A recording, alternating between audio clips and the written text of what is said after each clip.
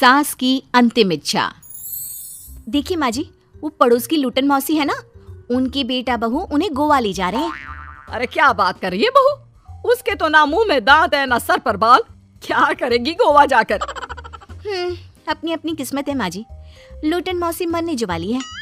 हैं? अरे बहू ये कैसा मरना हुआ जो पहले से ही पता है और ऊपर से गोवा भी घूमने जा रही है। बोला ना माँ जी, ये अपनी अपनी किस्मत है। बात हुई थी मेरी लूटन मौसी की बहू से, बोल रही थी कि चलो दवाई में जो पैसा लगेगा वो गोवा में लगा देते हैं।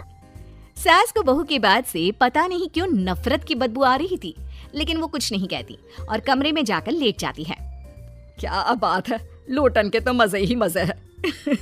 वैसे आइडिया बुरा नहीं है, थोड़े से पैसे लगाओ और सीधा गोवा की सैर। मैं भी चलती हूँ गोवा। अगले रोज सास तय वक्त पर उठती नहीं। अरे देखो जी, माँ जी अब तक उठी नहीं। आज दूध वाले से दूध और काम वाले के लिए दरवाजा मैंने ही खोला है।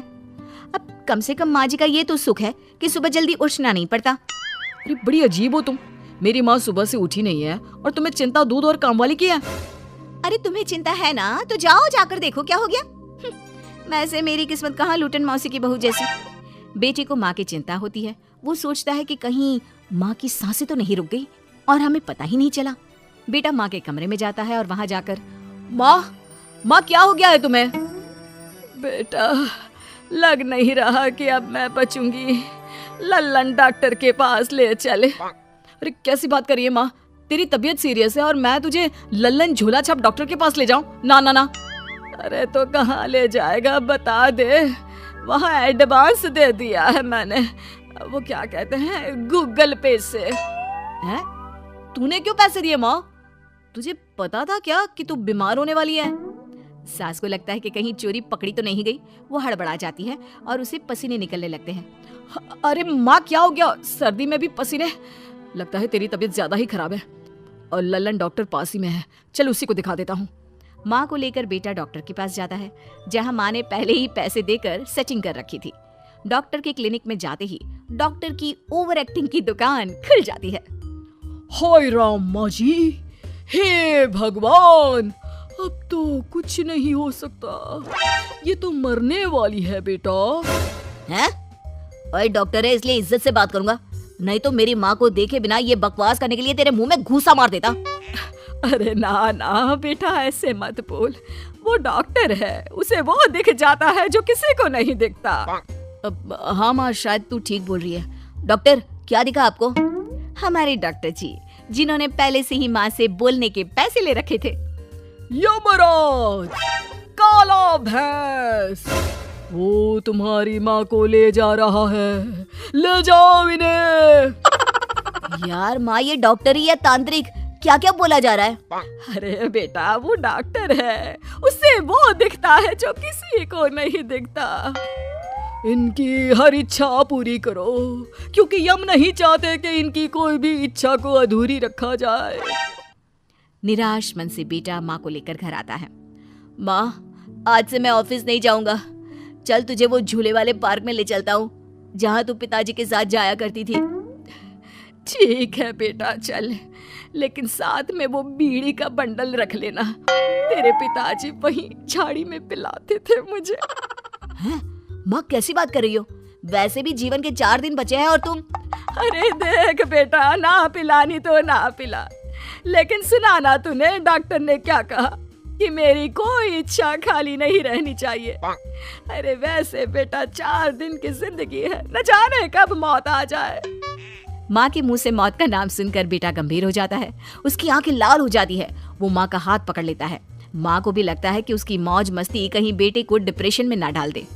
देख लल्लन का फोन आया था, बोल रहा था कि हो सकता है मौत ना भी आए, पर इच्छा पूरी करके रख दे, जब जाऊंगी तब तृप्त होकर जाऊंगी, क्यों? तभी बहू की आवाज आती है, माँ जी आपकी फेवरेट गट्टे की सब्जी बनाई है।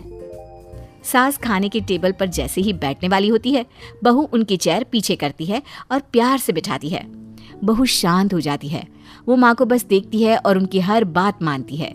रात को जब सास सोने जाती है तो, माँ जी मैं आपके पैर दबा देती हूँ, आज आप डॉक्टर के पास गई थी, थक गई होंगी ना? बहू का प्यार देखकर सास को हैरानी होती है। वो समझ नहीं पाती कि जो बहू उनके मरने को अपना भाग्य बताती थी, वो आज जब सास मरने वाली है तो दुखी क्यों हो रही है। क्या सोच रही है माँ जी? यही ना कि मैं ऐसा क्यों कर रही हूँ? माँ जी, मैंने आपको हमेशा अपनी माँ माना है। माना आपसे नाराज होती थी, परेशान होती थी, आपकी बातें चुभती थी, लेकिन यकीन माने प्यार बहुत है आपसे मुझे। सास बहू को गले लगा लेती है। अरे तू क्यों मोह में डाल रही है? आज नहीं तो कल मुझे मरना ही है ना। बहू रोने लगती है और वहां से चली जाती है। अब तो सास आए दिन कोई ना कोई डिमांड करती जिसे बच्चे पूरा करते। मुझे ना वृंदावन जाना है, कृष्ण की नगरी देखने। जी माँ जी, हम आपको लेकर चलेंगे। माँ, मैं कल ऑफिस से छुट्टी ले लेता हूँ। बेटा अब आए दिन छुट्टी लेता और माँ को घुमाता फिराता। एक दिन बॉस कहते हैं, रमन क्या बात है?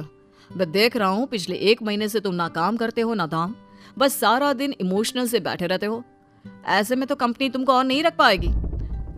मैं खुद ही नौकरी छोड़ने की सोच रहा था बॉस।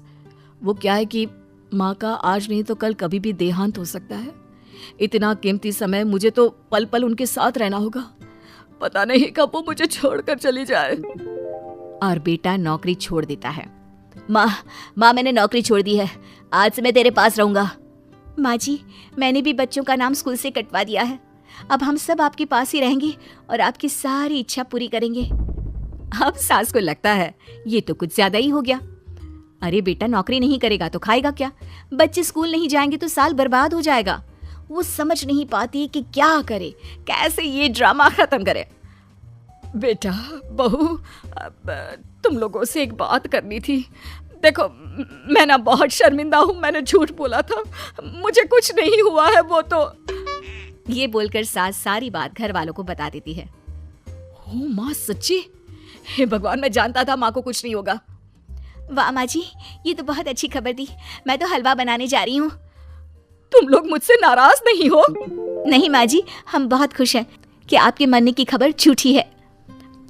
माँ, शायद मैं तेरे ठीक होते ही तेरा इतना ख्याल रख लेता तो तुझे ये नाटक करने की जरूरत नहीं पड़ती।